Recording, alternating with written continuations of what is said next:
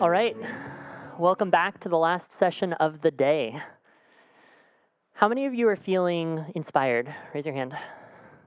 Nice. How many of you are feeling a little exhausted? Same hands. Yeah. So last session of the day, I'll say a few words at the end, but take it easy on yourself tonight. We have a full day tomorrow, and we're doing a lot. Maybe you're just sitting and talking to people, but there's a lot of deep work, and we're about to go even deeper. One of the most popular sessions at last year's Responsive Conference was taught by a professor at NYU on the topic of love, Meg Poe. And we had people walking out in tears. It's not often at a business conference you talk about things like love. Today, Marcus and I, who I'll introduce shortly, put our heads together and said, actually, there's a topic that's really fresh for all of us right now, which is forgiveness. So whether it's parents' punishment of children, punitive punishment in the workplace, or harsh sentences for nonviolent crimes, the world today has an overly punitive approach to justice. Rather than finding more opportunities for empathy and for forgiveness, we're punishing. So with an aim to heal ties between neighbors, we're closing day one of Responsive Conference 2018 with a conversation about forgiveness. And moderating this conversation is my friend Marcus Glover. Marcus has an extensive background that maybe he'll go into a little bit, but he was first introduced to me as somebody teaching meditation on stage. It turned out later he's also a venture capitalist and a bunch of other things. But I think some of the most meaningful work that he's described to me that he does is teaching meditation and development work with inmates, sitting down with folks in prison and helping them develop themselves towards more of who they want to be. And I'll leave it to Marcus to introduce the rest of the folks that we have up here. I'm really, really excited for this last session. So thanks for being here, and let's give a standing ovation to these four even before we meet them.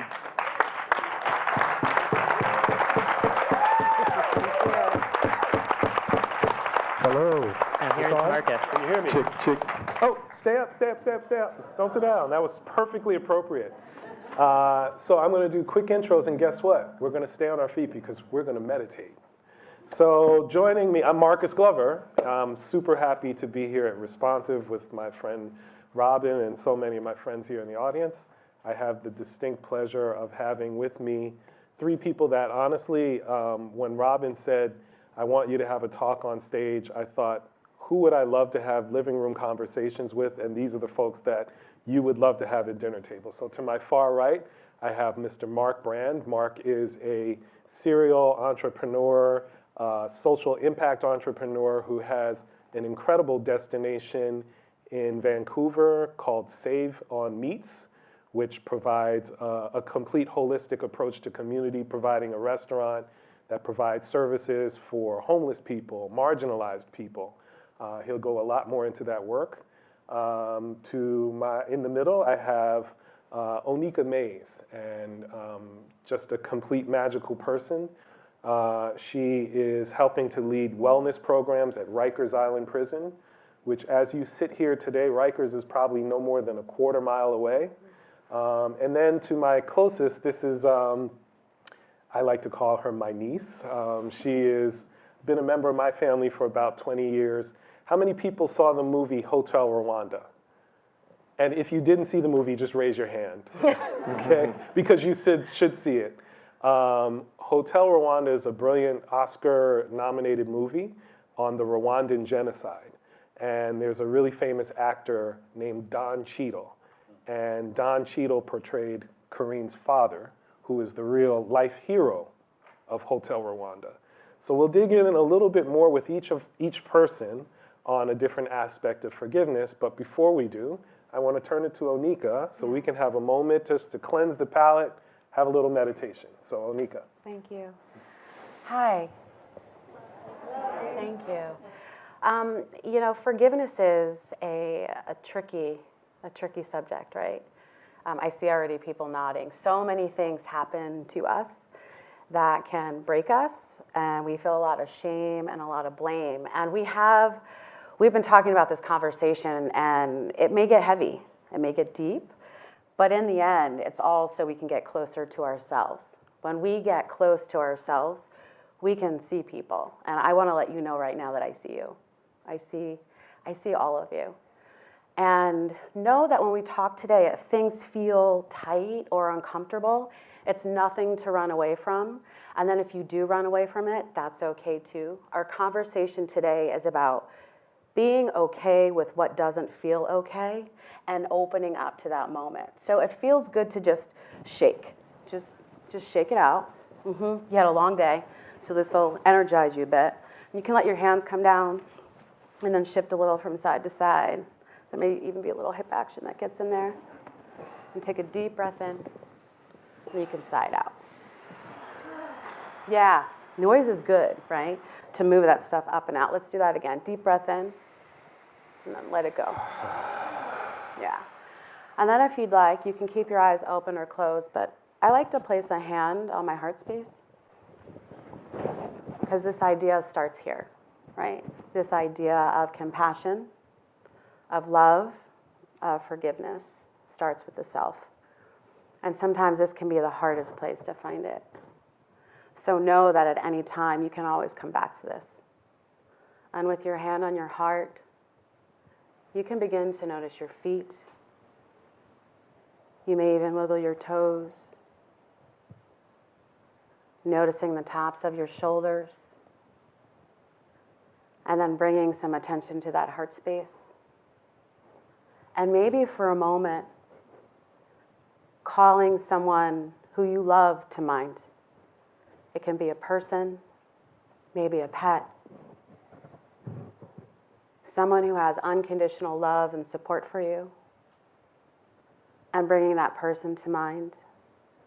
Wishing them well, wishing them compassion, health, safety, and joy.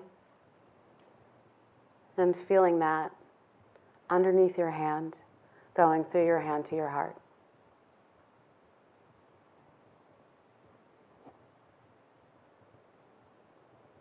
You can take a deep breath in and a deep breath out. And with that love that you feel for that person or pet, know that forgiveness can start with you, and the love that you feel for a person, you can also feel for yourself. And so the next time your hand comes to your heart, maybe thinking about that, you can release your hand down. You can let your eyes open. And let's chat. Thank you.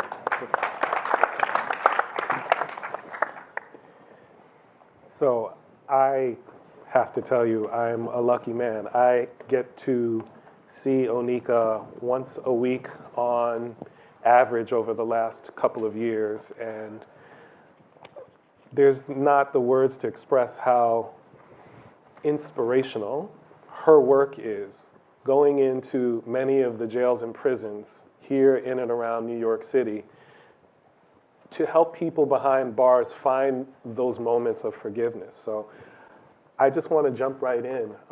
You are what I would consider on the front lines of helping traumatized people to end the war against themselves. Can you talk a little bit and share some of your thoughts? Yeah, I like that. And the war. There is a war that's happening, and I think it does begin with ourselves. When I've been thinking about this idea of what forgiveness is, and so many of the people that I work with, and I like to think of people who are in jail as community members who are incarcerated. There tends to be this thought process that people who are in jail are over there, and we forget about them. But when we forget about other people, we end up forgetting about ourselves. So when I go inside, it's really important. Like I saw you, I make sure that I see everybody. People who are incarcerated, there's so much shame and blame that happens, right? And I find that we come far away from ourselves. We have this idea that we are whole, right, when we're little, and then things happen. They chip away and they chip away. And then hurt people, we were talking about this earlier, hurt people hurt people. So if you are loved, love people, love people. And part of the work that I do through meditation and yoga is to give people an opportunity to fill up those spaces that were, those holes that were made through shame and blame. I think of one particular student who I teach in the transgender dorm in a jail here in Manhattan. And she she used to come to class and she didn't say much. She would just show up and she would, she'd take class and she'd meditate and then she'd leave. And slowly you could see this process of me seeing her, her seeing herself. She started to open up to this idea of forgiving herself. And it was incredible because one day she sat down and she said, like, I'm okay. Yeah, right? And I was like, you are okay. And she said, it's hard for me to forgive myself for the things that I've done. And I'm mad at other people who I have helped in the past. And then when I got arrested, they didn't want to help me and I was angry at them. She hadn't talked to her family about transitioning. And it had been about 12 years since she had talked to members of her family. So she actually decided while she was inside, with help of some of the women who were also in the house with her, because that happens too, right? Trauma and pain sort of bonds us together, and they encouraged her to call her family. And she said, Oneika, they didn't give a hoot, which I love the word hoot, by the way, but she said they didn't give a hoot about the fact that I had transitioned. And she realized that through this moment of letting herself be seen and really seeing herself, she could sort of start to let go of some of those external messages that we get, right, that create this separation from her and the rest of the world. And it's been nothing short of transformational. And her story is like so many other stories that I see, where she starts to accept herself, because we are more than the worst thing that we've ever done. And we're more than the best thing that we will ever do. And when we were talking about this whole idea of connecting and forgiving ourselves, it's being able to own it all, the things that make us feel uncomfortable, the things that make our stomach tight, and also the things that make us feel good. So it's people like her that I'm called to come back every week. Because if we have folks who are behind bars, we're all behind bars. And it sounds trite, but it's so true. That it's, I was at a conference a few years ago where someone said, who was formerly incarcerated, he said the number one things that people can do is to come visit. Mm-hmm.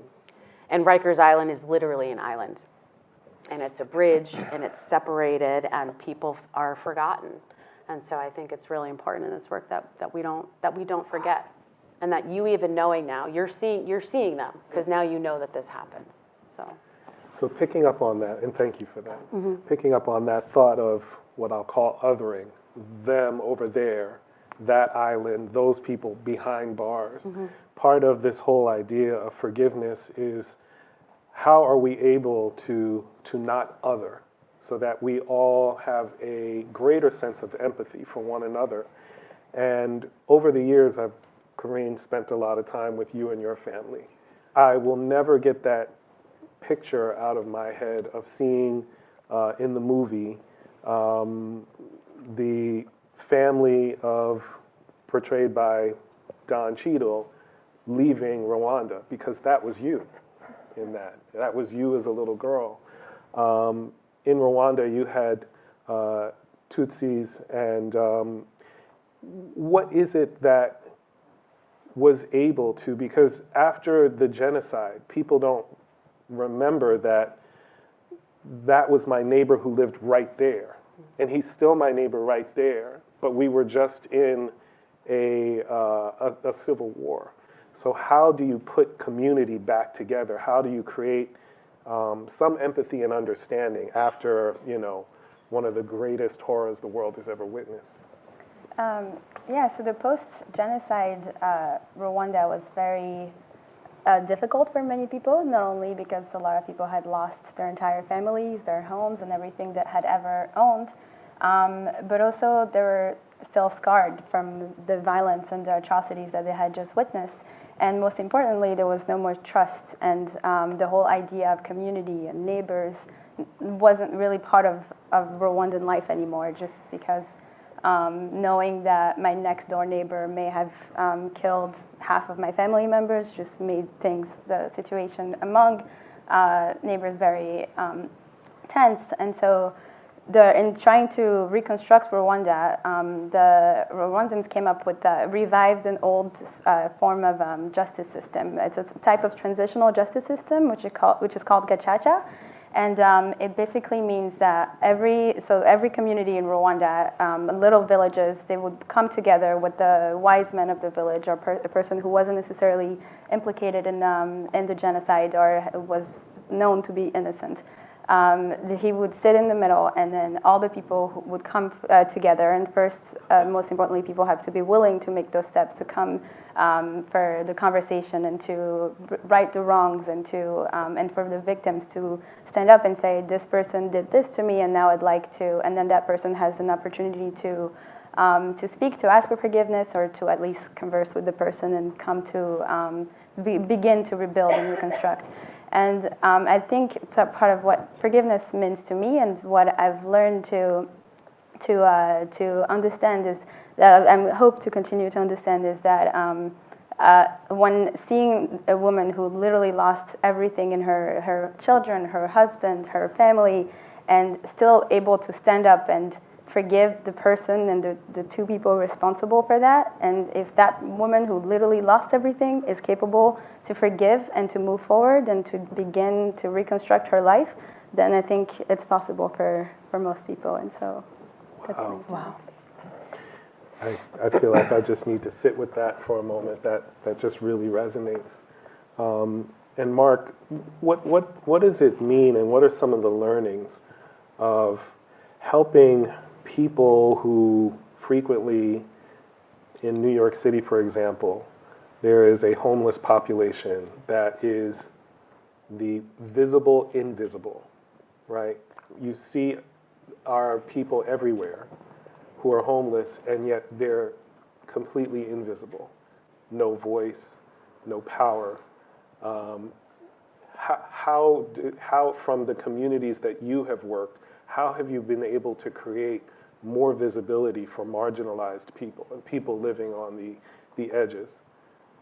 Yeah, I'm happy to jump into that. And I just wanted to say something we said outside before we joined you guys that is sort of resonant for me right now, is that forgiveness isn't, when I decide to forgive you, it's not for you, it's for me. Mm-hmm. It's not for you, that's your power that you still have until I decide that that's no longer your power. So what's so important in forgiveness and in reconciliation in that place isn't that I'm letting you off the hook. It's that I'm letting myself come out from underneath any power that you hold of me forever. That doesn't mean I'm going to be cool with you. It just means that I'm good with me and I love me. So I just wanted to put a pin in that one. The neighborhoods that I work in, we talk about homelessness, and I'm hoping to transition that into a conversation of unhoused, and I hope to transition that even further into a socioeconomic discussion. That is, then there is no us and them, there's only us. Mm-hmm. So I was unhoused the first time when I was 14, multiple times through my life due to addiction. And when I was in that situation, there's an automatic moniker that you are less than. And it's just completely and utterly untrue, right? So the most beautiful people I've had the opportunity to work with don't have a lot of the same trappings of things and are facing adversity, but are the first people to step up and help others. So there's these other archetypes that we've created of the old man with the beard, with the stained mustache, and the dog in the can, and he's having an outburst of some sort. And there's the veteran, and there's all of these other archetypes. And while some of them may ring true, they're a very, very small amount of what we're actually facing as North America is homelessness, which is 7 out of 10 North Americans are one paycheck away from destitute. That's a real number, and I think that we downplay it. Actually, I think it's probably more like 8.2 or something. And so if we're facing this crisis consistently, then what are we doing about the larger problem? Direct homelessness and dealing with marginalized folks. We work with employment strategies, outreach strategies. Generally, they are people who are coming out of prison, who are out of options, who are coming back from war, and who've been, without getting too heavy, been prescribed an addiction through opioids that they can no longer afford when they hit the ground. So a $50 pill or a $5 heroin hit becomes not a choice that you make, you just make it. And so there's all of these other constraints that we're not really dealing with that are creating this stem into. There was a piece in the LA Times yesterday that was like a glimmer of hope for me, which was new data from an organization ground level is suggesting there's more than 100,000 people homeless. I think that number is more than 250,000 in Los Angeles. I think the numbers are astronomical. And if we're talking about the work that we do directly, which is advocating, but also getting people into purposeful employment to then serve food to the other people that need it. We've created our own culture and sort of ecosystem around that everybody can play in, which is the most important part. Then we can start to look at these systemic issues. What happens when, let's say the conversation we're having this morning, all previous weed charges get dropped and 230,000 people hit the street? Well, how do we deal with that as cities and as municipalities? So I think, and excuse me if I went too far out there, but I think there's just so many things that we can approach that we know that we're great at. We're great at systems. It's 2018. We live in them. We all understand them. Empathy is something we all practice in this room for sure, and I think our wider circles probably do. How do we create inclusive ways for people to be involved in the solution? And it starts with forgiveness of self, because privilege ultimately makes you feel like you aren't able to be part of a solution. So let's go now, wade a bit deeper into those waters. So we tend to be a little comfortable in the conversation of forgiveness because in one way or another, we all want to be forgiven. But what I see is there is this great wall, this barrier to forgiveness, which is my privilege. I can't forgive this person on the street. I can't forgive these so-called convicts behind bars because, well, they did something, right? When we don't even realize that the largest institution for mental illness are prisons, right?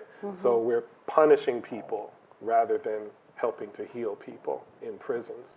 So let's talk about privilege. What is this drug, if you will, of privilege that keeps us from having greater empathy towards our communities? Anybody want to take that? Yeah, I think you said something really interesting, right? When we talk about, it's hard to forgive the person over there, or it's hard to forgive the person who did something bad. So much of this idea of how we identify as a person in society is centered around good and bad, shame and blame, pleasure and pain. We have these ways that we operate. So if I can put the finger over there and say, well, that person did something bad, what we're actually saying is I did something bad and I don't want anybody else to see it, right? I don't want to deal with that. Or I'm embarrassed because I did something and I didn't get caught, or I did get caught, and there are ways that I just don't want to deal with the fact that makes me uncomfortable. And when we talk about privilege, that's what we're talking about. This makes me uncomfortable because then I have to admit that there is some way that I'm benefiting from something. And if I admit that, then if I'm a good person, I have to do something about it. And I don't know if I'm a good person, right? That's the rub right there. That's the thing. Am I a good person? Am I not a good person if I don't want to do anything about it? So we have all of these uncomfortable feelings, and this is where forgiveness becomes really important, to admit that these things exist. And that privilege happens on different levels. And to give a working definition of the word privilege, it's an unearned benefit, right? So privilege for this conversation is you benefit somehow and you have nothing to do with it, right? I have the privilege of having two amazing parents. And I was born to two amazing parents who were college graduates and who worked really hard, and there was no discussion about how I was going to be raised. I had nothing to do with that. I give them plenty of reason to question it, but that was a privilege that I have.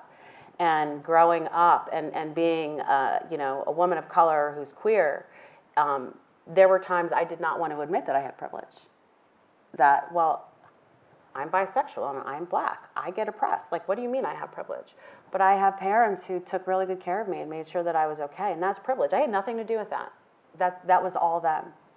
And so to acknowledge that meant that I had to give something up. And to give something up, I had to acknowledge the fact that I felt bad about that. And then in order to let that go, I had to forgive myself, right? And the minute that I did that, I felt a wall just completely crumble. And it's a wall that once it's down, you can't unknow. You can't unknow once you're awake to something. And we were talking earlier about this calling, and the minute that I walked into Rikers Island the first time, I'm like, oh, I'm supposed to be here, right? Like, these are my people. You find your people. And it's hard to say, like, I benefit from something. Because if I benefit from something, that means what? Somebody else is getting squashed. And that's too ugly to think about. That makes us uncomfortable. Because I live a certain way and I get things because of certain things, that means somebody else is not getting them. And then that means I have to do something about it. And Mark, so let's take that a step deeper. Whether it's white privilege or male privilege, these are systems that are being used, as Oneika said, as either voluntary or involuntary weapons against other communities. How do we create more conversation and space for dialogue around privilege? Because it feels like, especially in the US, there is this need. If there's anything that I think this time in our country and our culture is defined by, is this need for more empathy. So. Sure. And I think I'll take it just a little left and you can drag me back. But the advocate has a lot to answer for in today's day and age. The advocate for whatever that is, the militant advocate has extra to answer for. And having been one myself, it is one of the most exclusionary positions you can take up, which is regardless of your color or background, whatever that may be, you say, you don't know anything about this population, I do, I'm a subject matter expert, you are not welcome at my table because you are part of the problem. And it's dangerous and it's been holding us back from solutions for a very long time, which the pivot to that or the reframe that I would offer is, I'm hurting, I service a population that is terribly hurting, we want to heal, we don't want to pass blame, we want solution. Because we've been passing blame for a very, very, very long time and it's real. But at this point, we need a pivot to solutions. So I don't think anything, again, in this forgiveness place absolves anybody of anything. It's just a place of, when I started working with homelessness and with people who are street entrenched and mentally ill in particular, advocates were like, who is this white, hip chef? He doesn't know anything about this. And I got lambasted. On social media, articles were written, PhDs wrote white papers about why my business was a bad idea. And none of them had any idea about my history or who I am. They had no idea that I'd been unhoused, none of that. So sight unseen, they judged me in the exact same way they wanted their population not to be judged. And advocacy is dangerous. So I think that if we can just practice a little bit more of that deep empathy that we wish for the people that we serve, to the people that we wish would come to the table in a meaningful manner, we're in a better place. And it's hard to do. It's really hard to do when you just want to yell at people. Because yelling at people feels good. Does it ever? Right? Do you feel that right now? It feels good. I got a little triggered by what you were saying. What was triggering? Yeah, because Please. it's real. We were talking earlier about, now I'm coming out in front of a whole bunch of people talking about this whole idea of forgiveness. I come from, my grandfather was a Black Panther and a union organizer. And to say the word forgiveness as a person of color, are you crazy? What is wrong with you? And it was a journey to get to a place where I had to finally say, I gotta unhook from that narrative. I gotta unhook from the idea that the way that a certain group of people feels about me, and still feels about me, has to be a part of my existence. It was so much power, but I was so comfortable with the suffering and the hatred because it was so much a part of my identity. I could identify as somebody who was angry because this country is racist. That's a good lane, right? Because it could fuel me. It could fuel certain things. Angela Davis even talked about this in an article with her sister. One of her sisters is really into meditation and mindfulness, and they had a little bit of a schism at one point because her sister wanted to talk about wellness practices for activists, and Angela at the time didn't want to hear it. But I think it becomes really important to soften into your own experience, and it gives you power that you didn't know that you had, you didn't know that you were missing. But to take that leap is to get past this idea of fear that if I let go of that hate that I have for you, then who am I? Mm-hmm. Who am I then? If I'm not the person who's angry, then what am I? And then that means I gotta look at myself and what if I love again and get hurt? What if I love again and get my heart broken? Or the next time somebody calls me the N-word or whatever, then what does that mean? And I think when you were talking about this whole idea that advocacy is dangerous, I was like, I went back to that old story for a second. I did. I'm like, no, it's not, but yes, it is. No, it's not, yes, it is. Right? Like I'm Multiple having, truths. like you get all these feelings, but it is. Yeah. I will say that that's one thing that I have seen through our work with incarcerated people. And if there is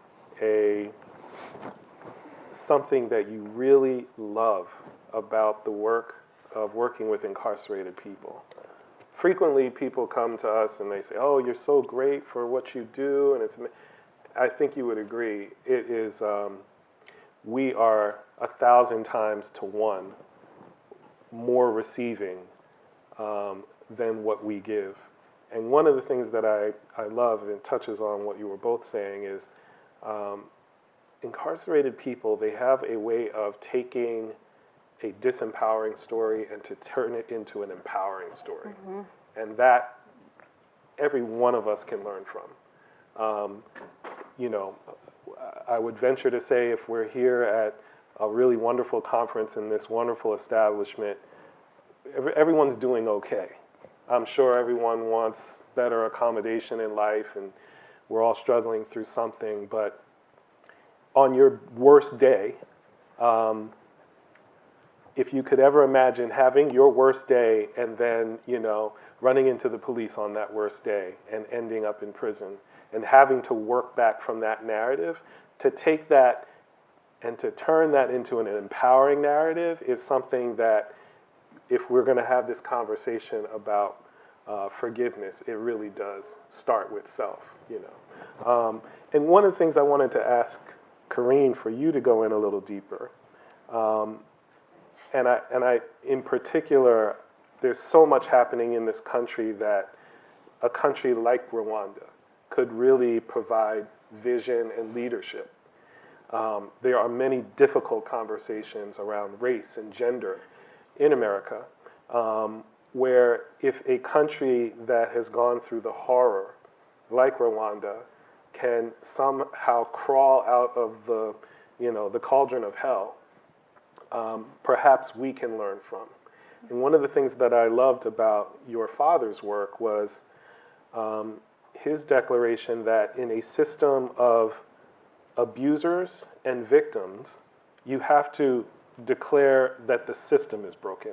There's a saying in the street that you all have probably heard, don't hate the player, hate the game, right? So in a situation like Rwanda, you're basically saying the game was wrong for everybody, and we declare the game is at fault. And then what you do is you just sort of take account to figure out what each person's role was in the game, right? So it takes that individual onus of forgiveness and it puts it into a communal sense. And are there lessons that you could help to share with us from things that you knew of and know of your dad's work? Yeah, so I think Rwanda, although it is doing much better today and it's growing economically and it's growing, attracting more and more people from around the world, is still healing and it's still rebuilding and it's still reconstructing. But part of like what my father's work has been in regards to truth and reconciliation was how to bring people together to discuss it. And similar to the Gacaca court that I mentioned earlier, the most important step to beginning that reconstruction and was the acceptance, the realization that everyone is affected and that you have to come together to be willing to converse about it and to find the solutions and find where things went wrong to be able to better dissect the problem. But yeah, so I think and most importantly and the biggest lesson of all is the conversation and being willing to have it. So on that, Oneika, I'm going to ask you to help to lead. There's, at this very moment on this day, there is tremendous adversity in our country. Topics of gender and sexual assault and how poorly I think this country is handling many sensitive and delicate conversations, it just shows once again, a culture of blame, particularly of women, and this constant need for women to have to prove themselves and an allegation in these systems of male privilege and patriarchy. And I'm trying to bite my tongue. You're doing great. I need a drink. So how can we have more deliberate conversations? How can we create more partnership to get to the crux of these critical conversations that I say are failing? They're failing people. So. You know, I think it's a couple of things. I think it's what Mark was talking about, is having seats at the table for everyone to have conversations. And I think when we talk about this idea of forgiveness, it's being able to have tools to deal with your own stuff as it comes up, and recognizing when something is happening and being able to acknowledge that it's happening. Some of you may have been triggered, you know, by some of the things that we were talking about, or even just the idea of talking about race, you know, makes you shift in your seat a little bit. And knowing the minute that happens, that's a time to pause, right? And that's a time to stop and not to run past that and run past it through a feeling or whatever, but to recognize that that's happening. And they're like different, I think, and this sounds trite, but I think mindfulness practices are really important as we start to have these hard conversations. So people who have been hurt can take care of themselves as these conversations happen, because that's important to acknowledge. So folks who are of privileged classes, whatever that is, make sure that they are listening. And to make sure that folks are able to listen if they feel triggered is to have techniques to help yourself calm down so you can really listen. And there's a technique that's called RAIN. Tara Brach, who is a meditation teacher, made it really popular. And the R stands for recognition of when one of these feelings comes up. And the A is for allowing or accepting the feeling to happen as it's happening. And the I is to investigate why that feeling is coming up. And the N, lots of times, stands for non-attachment, but I also like to think of it as nurturing. And you're nurturing yourself in that moment when these feelings come up. And it's a great technique to use at any time. So it's not just if you're doing a meditation practice, but the minute that something, you know, that feeling, that tightness, Pema Chodron, the Tibetan Buddhist monk, calls it chenpa. It's a word for a tightening. So the minute that somebody says something to you and you go, I don't like that, that's a moment to sort of practice that RAIN technique. I think it's an important tool as we dig into this. Excellent. Mark, I want you to jam on that. But if there are questions, we're running short on time. Make your way to the mic. We want to make sure you get your questions on the mic. And if you don't have questions, I'm going to keep asking. So, but Mark, can you take us into that a little deeper? Definitely. So when the Me Too movement was started, I was called upon as a chef and as a person that's visible to make a statement about it, because my industry is incredibly misogynistic. The kitchen is one of the worst places in the world, or has traditionally been, for women, for people who identify as anything other than straight white men. It's a challenging place. So we do a dinner series called the Greasy Spoon Diner. We do it once a month. We've done it for 44 straight months. That dinner brings people from all different walks of life to my diner in the hood and makes things very comfortable for conversation. Instead of calling out and directly attaching the two, I said, we're going to do an entire year with a partner of mine, Chef Charlotte Langley, of chefs that happen to be female, in brackets. Because you don't say female CEO or female chef, although everybody does casually. We wanted to call attention to the misogyny that exists just in that alone. And with that, we started to have the chefs that we brought in talk about what is it that's resonant for you amongst this movement? How can you draw a line to it without being extremely confrontational and isolating, but also creating discussion? So you get to course 3, you've had 3 drinks, you've been eating, and then we hit you. And you're not going to miss dessert. So you're stuck, and you have to have the conversation, but you're also in a place of trust. I've created a container by that point where the doors are locked, and you can't fucking go anywhere. No. Where we want you to stay and have this conversation that does exactly that. And then hopefully by the time you've left, you've decided that whether it's a car dealership or anything else that you're doing, that you're going to go back and look a little bit harder at what you do. Women who live in the street, who've been street entrenched, not 50%, not 70%, 100% are sexually assaulted and or raped in their time in the street.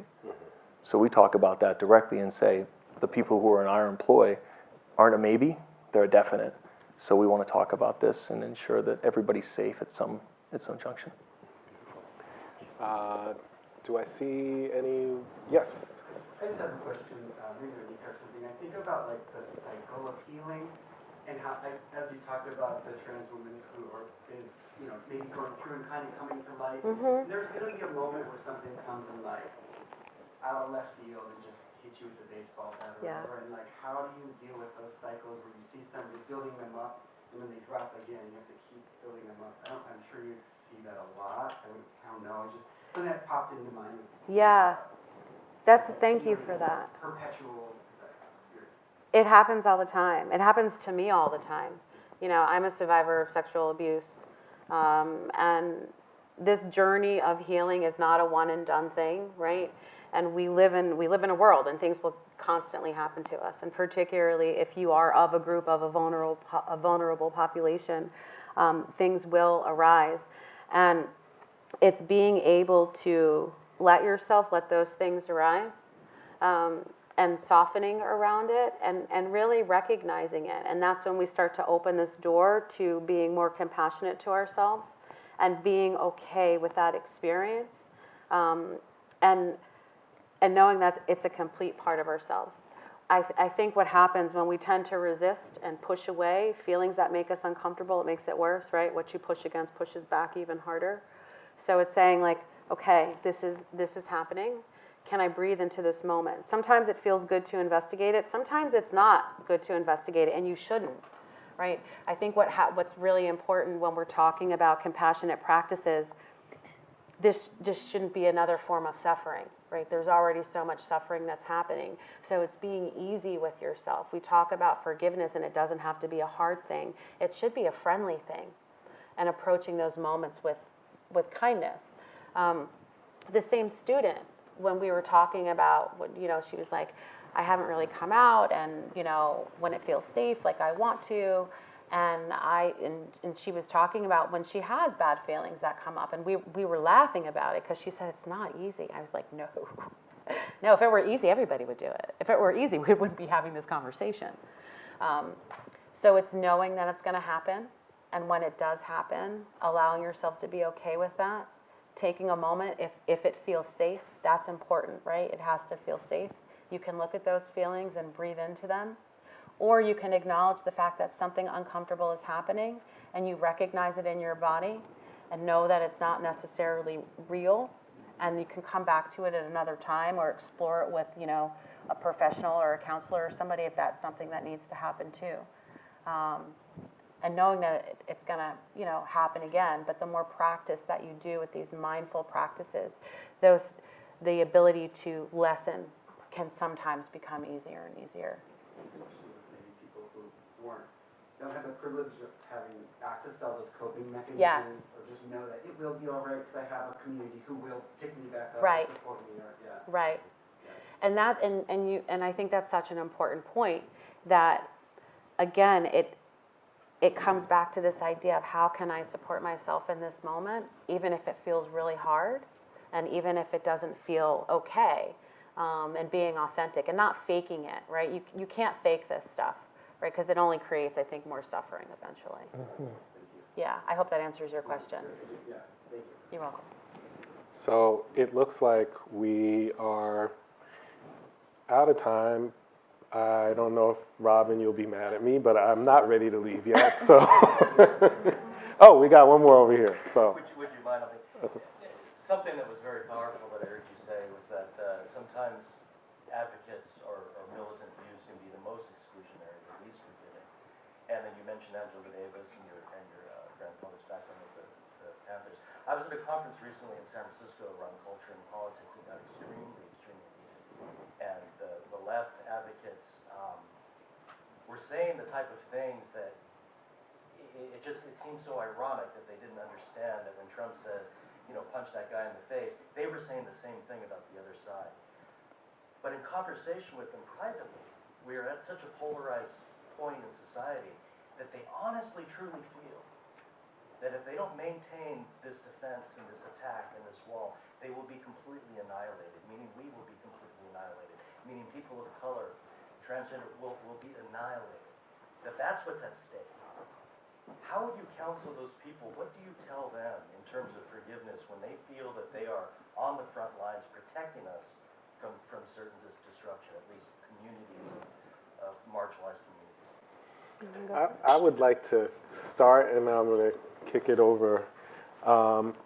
So years ago, I went through a bit of a, I don't know why they call it a midlife crisis. It was more like a midlife clarifying moment, we'll call it. Whatever you need to say. Yeah, they're like, yeah, Whatever you need to say. Whatever helps you sleep at night. We got you. He was really screwed up. No, so I guess I quit my job and I ended up doing yoga 6 days a week for 3 hours a day, and it was like working on myself in silence for 3 hours a day. You do that for 2 years straight, you're going to get clear on a couple of things. And it was right around the time of Trayvon Martin, Mike Brown. It was a really dark moment for this country 3 or 4 years ago where we were in a confrontational stance, communities of color with police, government, vice versa. And I was watching, as we all were, CNN, and I was looking at the protests, and I was looking at my people. I was looking at people of color, and I was in pain because all I could see was the look of pain and suffering on the faces of the people. I didn't feel like we were advancing the cause. I felt like we were being tricked into losing our sense of agency and losing, just losing, and digging ourselves further in a hole. And it was honestly at that point that I found Oneika and others to begin to take yoga and meditation practices to traumatize people. And I think part 2 of this discussion that we probably won't be able to have today, but we can continue to beer and wine, there is an inextricable link between activist communities, forgiveness, and trauma. And trauma is the root of the tree that we don't have the tools to discuss, because these are communities, activist communities are trying to evidence the stories of trauma and communities that have been traumatized through America's history, and in the process are being re-traumatized. Do you understand? So it's like double jeopardy. So I think even in your question, I ask you to have empathy for those activists.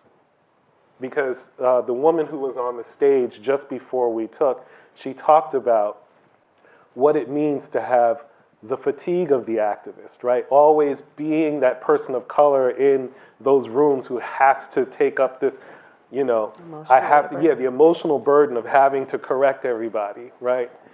So I don't even know the points of the conversation, and yet I know that it was a sense of loss of agency, right? So I just wanted to maybe give that framing. But Robin, you gonna kick us out, or 5 minutes? Okay.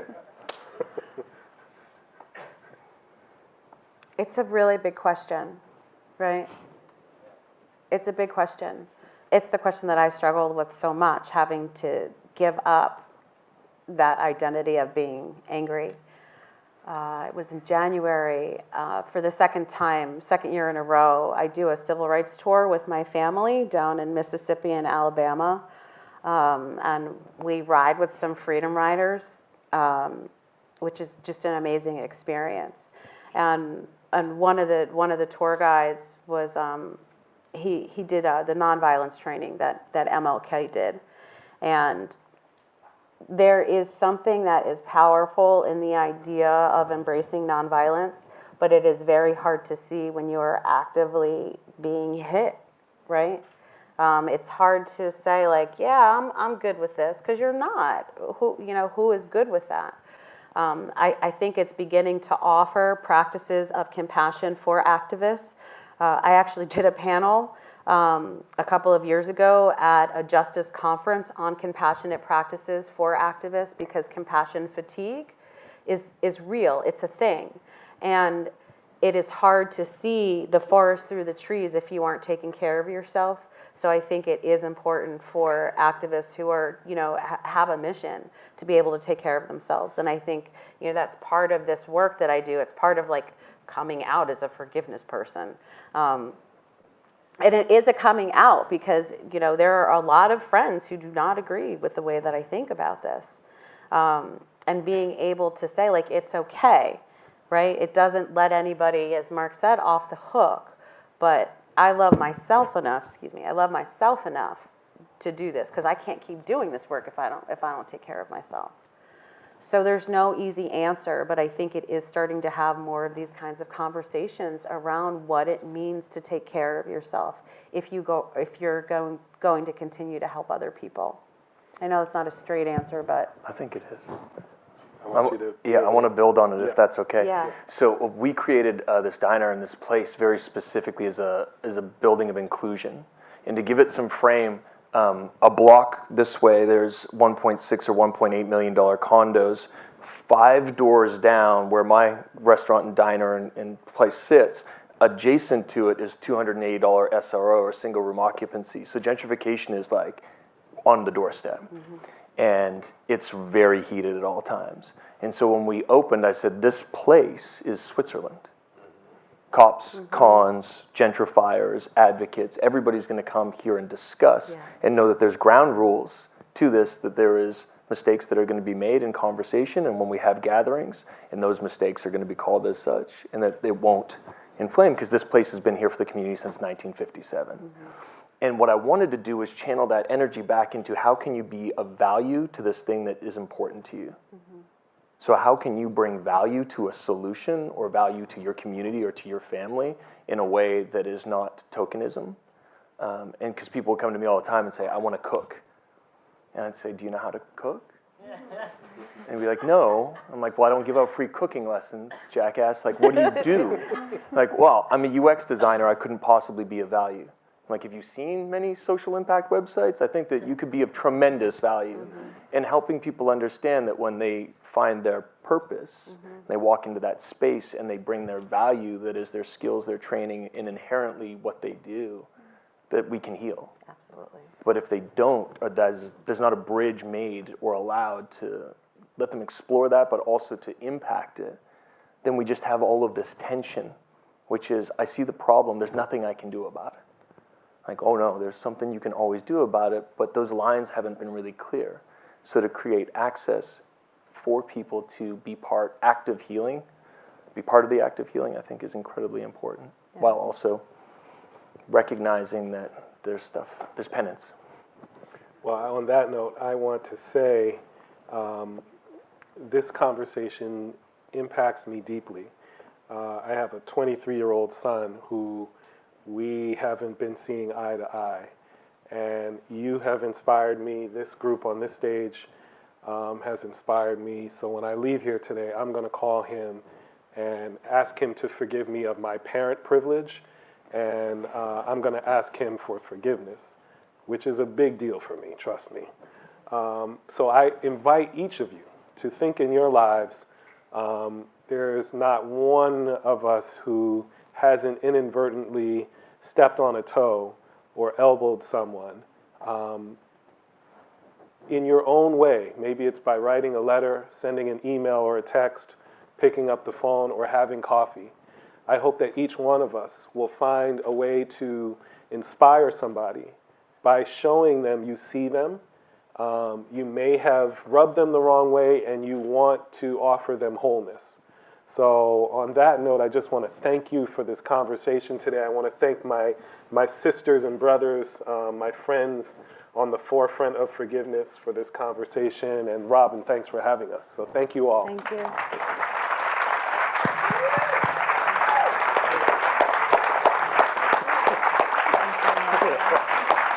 Bring it in. I literally have tears in my eyes. We're good. Wow. Thank you. Thank you, Robin. Thank you. Yeah. I literally have tears in my eyes, and I definitely have somebody that I'm going to be calling at the end of the day today. So I'm going to end with that. I'm going to end with wow. If you're interested, we're going to do a happy hour, 5 to 8 at Studio Square Garden. I'll buy you all drinks if you're willing to continue the conversation, or food of choice, whatever. And yeah, for us and for you, if you come back tomorrow, I hope and welcome. Would love to continue the conversation on and off stage. We can make things happen. But it's been a long day. It's a lot. And there's a lot more to come. So spend time with your friends, spend time with your loved ones. Get a full night of sleep tonight. Don't get too over it at happy hour. But serious, whatever that is for you, right? So I'm going to go to the gym tonight and tomorrow. I'm going to do some handstands because that's how I take care of myself. So what are you going to do for yourself? Tomorrow back here at 9 a.m. I look forward to continuing then. Thank you very much.